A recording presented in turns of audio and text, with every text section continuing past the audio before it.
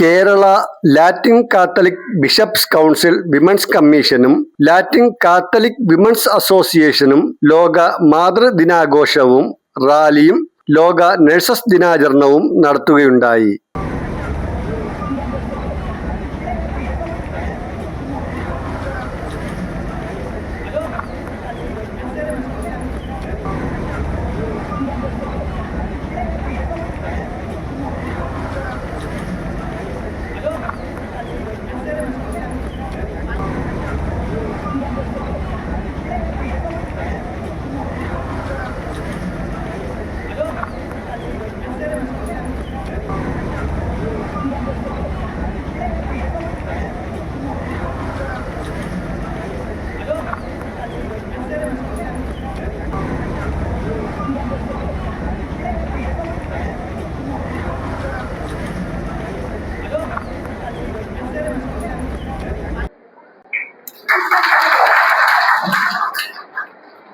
വികാരി reverend father Jolly Abraham അധ്യക്ഷത വഹിച്ച സമ്മേളനത്തിൽ കൊല്ലം മേയർ AK ഹഫീസ് ഉദ്ഘാടനം നിർവഹിച്ചു.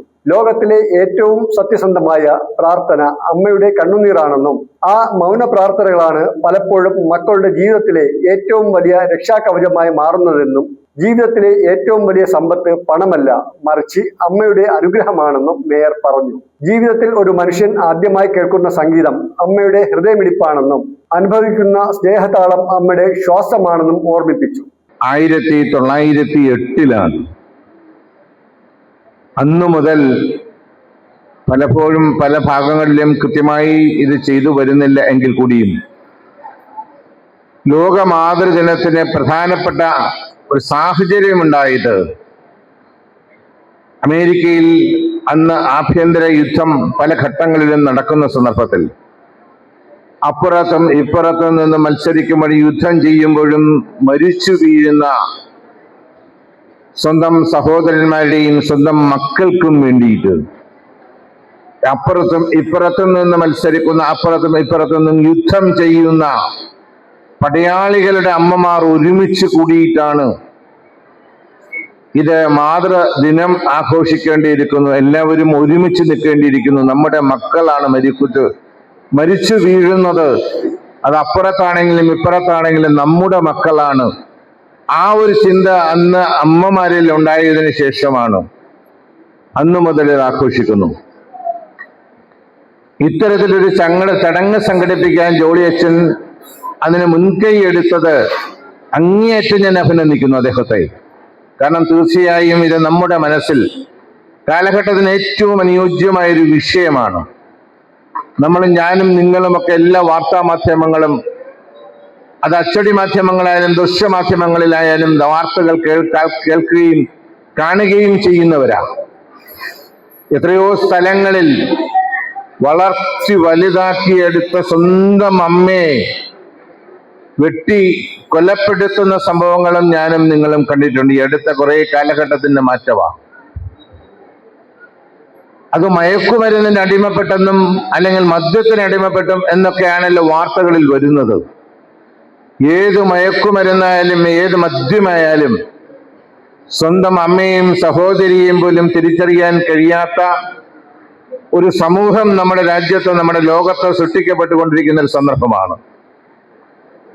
ഈ അടുത്ത കാലത്ത് കേരളത്തിന്റെ, നമ്മുടെ ജില്ലയുടെ അതിർത്തിയിൽ പോലും സ്വന്തം അമ്മയെ വെട്ടിക്കൊല്ലുന്നത് ഈ അടുത്ത കാലങ്ങളിൽ എത്രയോ ദിവസക്കാലമായി നമ്മൾ കണ്ടുകൊണ്ടിരിക്കുന്നു. ഒരമ്മ ഒരു കുട്ടിയെ എങ്ങനെ വളർത്തിയെടുക്കുന്നു എന്നുള്ളത് കൊച്ചുകുട്ടിയായിരിക്കും ജനിച്ചു വീഴുന്ന അന്ന് മുതൽ. ഇവിടെ സ്വാഗതം പറഞ്ഞൊരു ഗൈനക്കോളജിസ്റ്റ്, എനിക്ക് തോന്നുന്നത് അമ്മമാരെക്കാളും കൂടുതൽ എന്താണ് വേദന ഓരോരുത്തരും അനുഭവിക്കുന്നത് എന്ന്, ആ സമയത്ത് അനുഭവിക്കുന്ന വേദനയെക്കുറിച്ച് ഞങ്ങളെയൊക്കെ പോലുള്ളവർക്ക് പറഞ്ഞറിവ് മാത്രമാണുള്ളത്. അതെന്തായിരിക്കും ആ വേദന, എങ്ങനെയൊക്കെയാണ് ഓരോരുത്തരിലും വ്യത്യസ്തപ്പെട്ടിരിക്കും. അത് മനുഷ്യ ശരീരത്തിന്റെ പ്രത്യേകതയാണ്.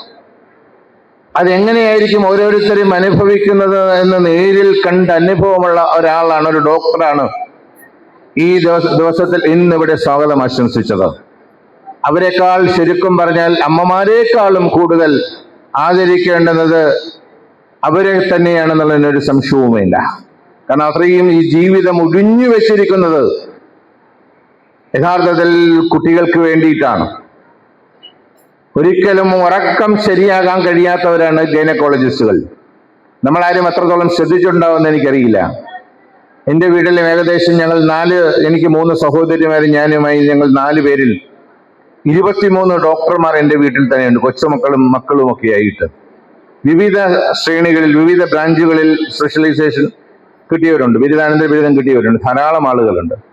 അതുകൊണ്ട് ഒരു ഡോക്ടർ എങ്ങനെയാണ് അവരുടെ ജീവിതം മുന്നോട്ട് കൊണ്ടുപോകുന്നതെന്ന് എനിക്ക് നന്നായിട്ട് അറിയാം. അതുപോലെ തന്നെയാണ് നഴ്സുമാരും.